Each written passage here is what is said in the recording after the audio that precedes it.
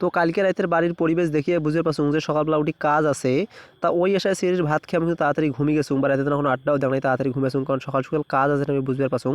তো সকাল সকাল উঠিয়ে মুই ভ্যান ধরি বেড়ে পড়ছুম, আর মোর সাথে আছে দুখানে চুটকি মানে মোর চাচাতো ভাই।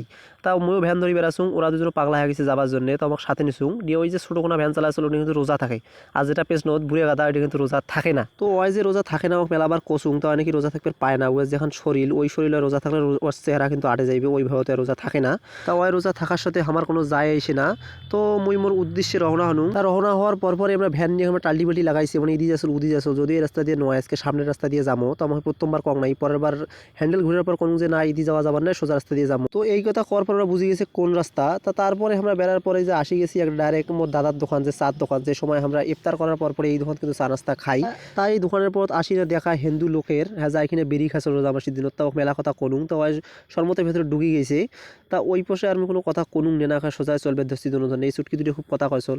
তা তার মাঝত আমরা আসি গেছি সেই দিনের সেই ওই যে বাবুর ডিগি, যে ডিগিখানে দেখাচ্ছ ওই ব্লগটা যারা দেখছেন তারা অবশ্য কভার হইবেন যে এই ডিগিটা, তার সেদিন ভালো মতন এই ভিডিওতে এই ডিগিটা দেখবার পাং নাই। তা আজকে পুরো ভিডিওটা তোমাকে দেখাইম যে এই ডিগিগুলো কত বড়, এই পাশ থেকে এই পাশে কত দূর দেখায় যায় না ভালো মতন। আর হ্যাঁ একটা কথা, এই ডিগিটার নাম অনুসারে কিন্তু এই জায়গার নাম হচ্ছে বাবুর ডিগি, অর্থাৎ বাবুর ডিগি করলে যে কেউ চিনি যায়। তো ডিগির পর্ব শেষ করি, এবার আমরা আসি বাগানের পর্ব, অর্থাৎ আমার দোলাবাড়ি এইতে কিন্তু একটা সুন্দর সুন্দর দোকান বাগান আছে।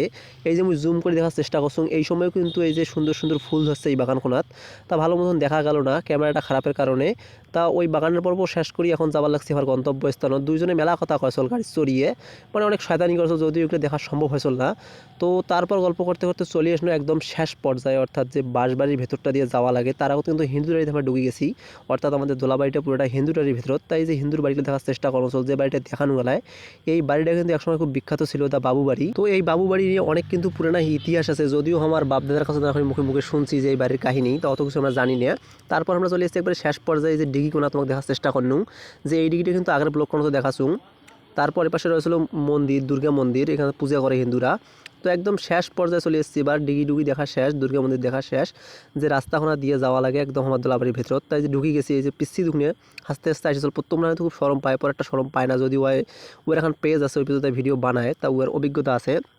তো দেখতে দেখতে আমরা চলে আসলাম একবারে সেই কাঙ্ক্ষিত জায়গা দোলাবাড়ি। তা ভিডিও ব্লগ করার মতো মনে করুন যে মোরও না মুখকেন দেখার দরকার, যেহেতু পেছন থেকে সাউন্ড দেয় মই বা মোর চ্যালেন, তা সেই জন্য আমার মুখের না দেখানো, আর আমি কিছু কপার নেং বা কিছু কনসল না, মুখ দিয়ে খালি আমার মুখকেন দেখা চল। তা আমার মুখের পর্ব দেখা শেষ করি, দেখাই এখন এই যে জমি বাড়ি, অর্থাৎ যে জায়গাত মানুষ ধান ফলায়। এটা কোনো আসলে কেন জানি না মন খুব প্রফুল্লতা লাগে, মানে একদম মনটা জুড়ি যায়, ফাঁকা জায়গা তো অনেক সুন্দর বাতাস বয়। তাই এখনও কিন্তু নাকি বাতাস বয়স, যদিও ক্যামেরার সাউন্ডে মই একবারে লো করে দিয়েছিল, এই কারণে বোঝা যায় নাই। তারপর আমরা চলে যাবো সেই আমার কাঙ্ক্ষিত জায়গা, অর্থাৎ যে জায়গাতে আমরা আসছি। হ্যাঁ ব্লগ করে আমরা কিন্তু কহানি আমরা কী কাজে যাচ্ছি, আমরা মূলত আসছি একটা তাঙ্কু সুপের দেওয়া হয়েছে, সেই তাঙ্কু আমরা ভ্যানত করি বাড়ির ওই দিক নিয়ে যাবো।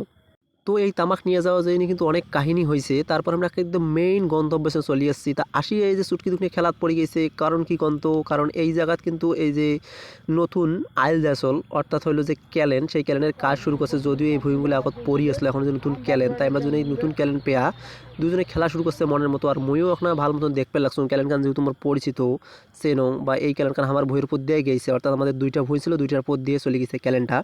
তাই আমরা দুজনকার খুব খেলাধুলা দেখি, মুইও না দেখতে লাগছো এবার খেলাধুলা হাসাহাসি। তো তারপর আমরা একটা হাসাহাসি করুক, তার ফাঁকতে মুই মোর আব্বুর সাথে কথা কানি নুন যে তামাক নিয়ে যাবো না যাবো।